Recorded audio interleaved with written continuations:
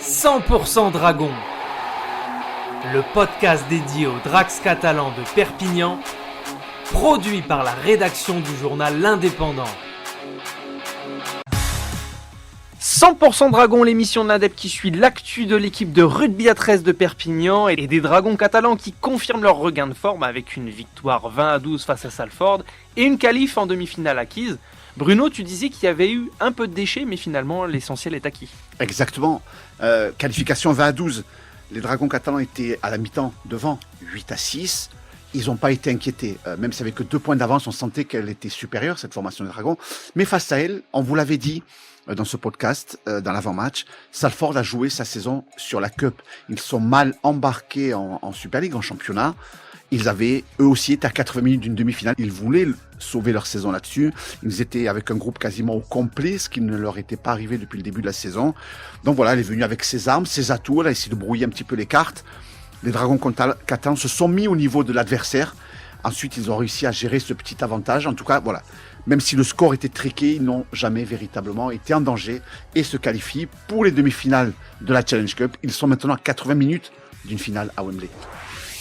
Alors pour ceux qui n'ont pas eu l'occasion de lire le papier dans le journal de dimanche, est-ce que tu peux revenir sur les temps forts de la rencontre ? Rémi Smith et Nico Tric qui se sont rapidement mis en évidence. Il y a eu ce joueur Nico Tric qui ensuite est sorti sur blessure. Voilà, il y a eu des imperfections, des maladresses dans la finition du côté des Dragons catalans. Sinon il y aurait eu 40 points si tout était passé. Mais voilà, si ça avait été aussi facile que ça, les Dragons seraient peut-être premiers de Super League. C'est pas le cas aujourd'hui. Elle n'est pas en rodage cette équipe, mais voilà, dans la finition, ça manque. Sam Tompkins a été visé, a été spoté, a bien été pris par la défense de Salford. Il a célébré son 400e match. Nous l'avions révélé dans les colonnes de l'Indépendant en exclusivité.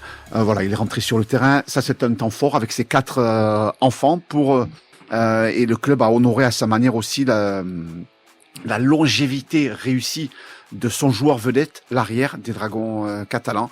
Donc voilà, c'est temps fort, c'est surtout ça. Et puis c'est encore le gros match de Julien Bousquet et d'Oliver Partington.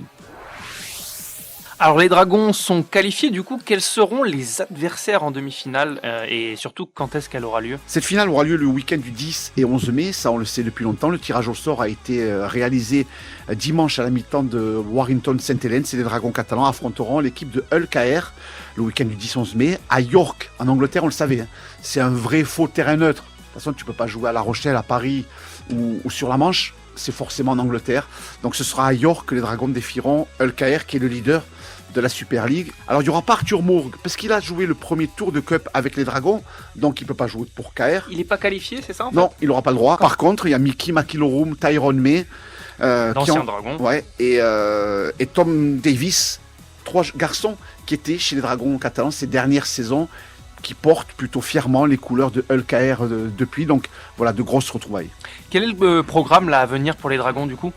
Les Dragons dimanche ont rendez-vous à Huddersfield à 16h. L'importance de se remettre sur les rails de la victoire en championnat. On vous rappelle que les Dragons ont été battus à la maison par St Helens d'un petit point. 13-14, il faut renouer avec la victoire face à une équipe qui a du mal dans ce début de championnat, les Giants d'Huddersfield, qui ont pris 50 points lors de leur dernière sortie. Il faut impérativement gagner.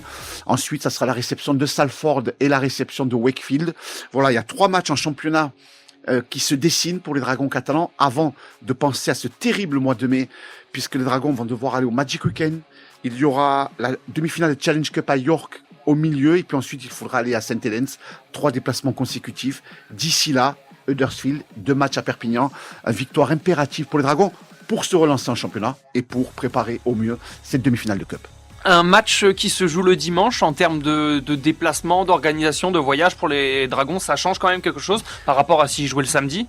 Alors, l'avantage, c'est que la ligne commerciale de Gérone Leeds, a ouvert récemment. Donc, il n'y a plus besoin d'aller jusqu'à Barcelone pour prendre l'avion. Les joueurs gagnent quand même 1h30 de bus à l'aller, 1h30 au retour. C'est pas négligeable. Bien sûr. Donc, c'est toujours 1h30 de plus de sommeil. Voilà, ça sera un départ de Gérone samedi en fin de matinée et un retour en milieu d'après-midi lundi.